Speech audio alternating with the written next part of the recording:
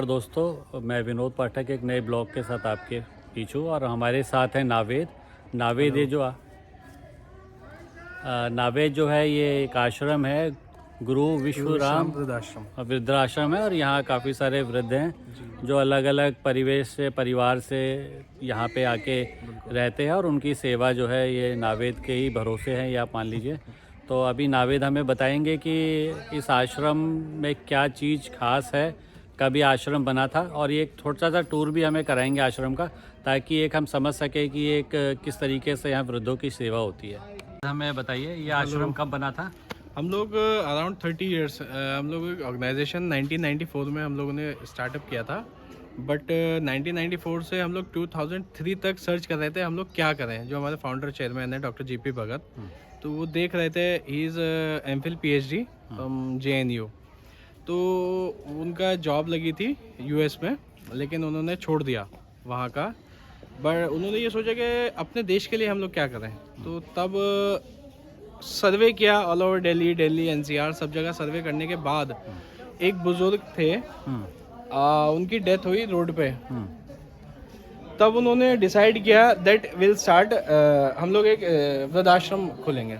तब हम लोगों ने 2013 में वृद्धाश्रम अभी इस वृद्धाश्रम में कितने वृद्ध जो हैं वो रहते हैं? यहाँ पे ऑल ओवर संस्था हमारे 3 सेंटर हैं, जो कि एक यहाँ गढ़गंगा में है और एक दो दिल्ली में है। तो ऑल ओवर संस्था में हमारे पास 700 बुजुर्ग हैं जिन्हें हम सड़कों से उठाते हैं, जिनके बच्चे अपने माँ बाप को सड़कों पे छोड़ देते हैं, उन लोगों को हम लोग अपना रेस्क्यू करते हैं अपनी ही गाड़ियों से। तो उन लोगों को कोई पैरालाइज है, कोई फ्रैक्चर्ड है, mainly 99% they are Alzheimer dementia patients. Alzheimer dementia में क्या होता है कि इन्हें याद नहीं रहता कुछ भी, इनके सामने गंदगी रखें, इनके सामने कुछ मतलब XYZ कुछ भी रखें, इन्हें ये नहीं पता क्या खाना है, कुछ भी उठा के खा लेंगे। कुछ काम कर रहे हैं, डायपर पहन रहे हैं, they are irritating from diapers. तो क्या कई बार क्या होता है, डायपर पहनाया हम लोगों ने, इरिटेट हुए, उसमें शूशू पॉटी सब, अब वो खोल देते हैं और वो फेंक देते हैं या उनसे खेलते रहते हैं। तो इस तरीके से ये सारे बेनिफिशरीज हैं। अच्छा, ये जो लोगों को आप लोग लेके आते हैं जी, तो ये खुद लेके आते हैं या लोग छोड़ के जाते हैं? नहीं सर, ऐसा होता है, 2 तरीके से होते हैं। एक तो होता है जो माँ बाप अपने, जो बच्चे अपने माँ बाप से परेशान होते हैं, जैसा भी एग्जांपल दिया था कि they all are in diapers, 24/7 diaper पे हैं लोग। तो अच्छी अच्छी पोस्ट पे होते हैं बच्चे, बहू अच्छी अच्छी पोस्ट पे होती हैं, तो इन लोगों को टाइम नहीं होता कुछ करने का। और जब भी घर आते हैं शाम को वापस, तो इरिटेट हो जाते हैं ये लोग कि अभी तो हम ऑफिस से आए हैं और अभी हम काम करके आए, आते ही इनका करें, तो they are irritating, they are मतलब ये लोग करना ही नहीं चाहते। तो क्या करते हैं, अपने ड्राइवर से या रिलेटिव से या जो भी इनके नौकर होते हैं उनसे बोलते हैं कि इन्हें इतनी दूर छोड़िए जो ये वापस नहीं आ सके।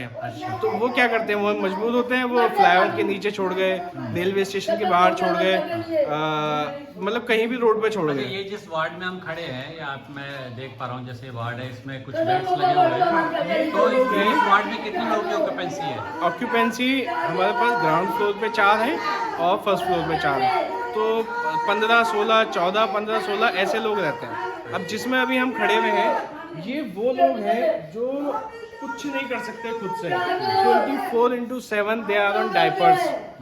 आप सोचिए 24 घंटे ये लोग डायपर पे हैं, ये ना खुद से खड़े हो सकते हैं, ना खुद से बैठ सकते हैं, ना खुद से चल सकते हैं। इनका जो भी कुछ कराना होता है हम ही लोग कराते हैं। इवन उनका खाना, रहना, सब कुछ, each and everything, they are fully dependent on us, हमारे ऊपर डिपेंड है। अच्छा, इसमें ऐसे कितने वार्ड हैं ऐसे यहाँ पे? ऐसे मतलब 4 नीचे हैं और 4 ऊपर हैं। अच्छा। जहाँ पे अभी हम हैं सारा, ये फीमेल वार्ड है। अच्छा। इससे जो नेक्स्ट है वो टोटल मेल वार्ड है। देन अगला जो है वो सारा हॉस्पिटल है। अच्छा। We are having our on inbuilt hospital. Then गौशाला, फिर किचन। अभी जैसे हम लोग क्या करते हैं, अब ये लोग तो बेचारे कुछ नहीं कर सकते, जो भी डिपेंडेंट है हमारे ऊपर है, लेकिन हम लोग ये कोशिश करते हैं कि एटलीस्ट ये जिस वजह से जहाँ से उठ के आए हैं उसी हालात में हम छोड़ देंगे तो फिर हमारा काम करने का कोई फ़ायदा नहीं है। तो हम लोग क्या करते हैं, इन लोगों को डॉक्टर्स और फिजियोथेरेपी ट्रीटमेंट देते हैं और इन लोगों से कोशिश करते हैं कि ये अपने पैर पे खड़े हो जाएं। अगर अपने पैर पे भी नहीं खड़े हुए तो एटलीस्ट किसी ना किसी सपोर्ट पे आ जाएं ये लोग। ठीक है। तो वहाँ से उठ के इन लोगों को किसी ना किसी सपोर्ट पे लेके आते हैं, वो लोग ये हैं। अभी तो सब बाहर धूप में बैठे हुए हैं सब लोग, तो वो ये वार्ड है। अच्छा। तो अब हम सोचते हैं कि सर और ज़्यादा इम्प्रूवमेंट आए, वो ये लोग और ज़्यादा मतलब चीज़ें जो सपोर्ट है वो छोड़ें, तो उसमें हम लोग इस वाले वार्ड में शिफ्ट करते हैं। जैसे ये अम्मा है, हाँ। ये जिस टाइम आई थी ये बिल्कुल घिसट के चला करती थी, मतलब she is unable to walk, she is मतलब कोशिश करती थी कि हाँ मैं हो जाऊँ, मैं ठीक हो जाऊँ, लेकिन आधी मेहनत इनकी और आधी हमारी और डॉक्टर्स की, फिजियोथेरेपी सेंटर की। तो आज इन लोगों ने ये अपने किसी न किसी सपोर्ट पे हैं। तो इस चीज़ से आप इमेजिन करिए, ये वहीं से नीचे से गद्दे में से उठ के आई थी और आज ये अपने क्या नाम है अम्मा आपका? सुषमा। सुषमा नाम है आपका। तो ये भी हाँ। फिर अच्छा। अभी ये डिपेंडेंट है अपने ऊपर, तो वहाँ से फिर हम लोग जो सपोर्ट छोड़ देते हैं, हाँ। वो ये रूम है इनके लिए एंटरटेनमेंट। अच्छा, अभी कितने लोग हैं ऐसे जो इस आश्रम में रहते हैं? सर 75% यही लोग हैं। अच्छा, नहीं, टोटल संख्या कितनी है? 400 400 Above जिसमें 400। मेल और फीमेल मेल दोनों और हैं? फीमेल दोनों है। अच्छा, यही कंडीशन मेल्स की भी है? एग्जैक्टली। अच्छा, डॉक्टर्स कितने काम कर रहे हैं यहाँ डॉक्टर्स यहाँ पे 4 डॉक्टर्स हैं। पे? अच्छा, जो फुल Actually- टाइम है? नहीं, फुल टाइम नहीं है। क्या होता है, जो जितना ज़्यादा सीनियर डॉक्टर होगा पेड उतने ही होंगे, सैलरी उतनी होगी, हाँ। और हम लोग इतना अफोर्ड नहीं कर पाते। अच्छा, अभी डोनेशंस वगैरह कैसे लेते हैं आप सर लोग? डोनेशन इंडिविजुअल डोनेशन है, कॉर्पोरेट फंडिंग है मेन। अच्छा। लेकिन होता क्या है सर, ये दिल्ली से 100 किलोमीटर, गुड़गांव से 125 किलोमीटर हाँ। दूर है, तो कॉर्पोरेट यहाँ आने में परेशान होता है। हाँ। वो आना नहीं चाहते, और अगर आते भी हैं तो इतनी दूर के लिए वो लोग मना कर देते हैं। तो मेनली हमारा सारा इसी से चल रहा है। अच्छा, यहाँ जैसे बताया कि गौशाला भी है, या उससे भी कुछ फंडिंग वगैरह? नहीं सर, गौशाला से हम लोग कुछ नहीं करते सर। हमारे पास कुछ नहीं होगा तो हमारे पास अपनी गाय होंगी, जिससे जिनके दूध से हम लोग इनका पेट भर सकते हैं। अच्छा। अच्छा, कोई देख लो एक ये हॉस्पिटल है इस आश्रम का, थोड़ा सा नावेद हॉस्पिटल के बारे में भी बताएं। ये हमारा पूरा आईसीयू सेटअप है सर, फुल्ली ऑटोमेटिक बेड्स। ये जितने भी सारे हैं, they are the sick patients. This is the whole setup is ICU. उधर हमारी पैथोलॉजी लैब है, that one is pathology lab. ये हमारे सारे पेशेंट्स होंगे, and this one is doctors cabin. On duty doctor Shamshad is here. The whole setup is physiotherapy. अभी वो लोग चले गए।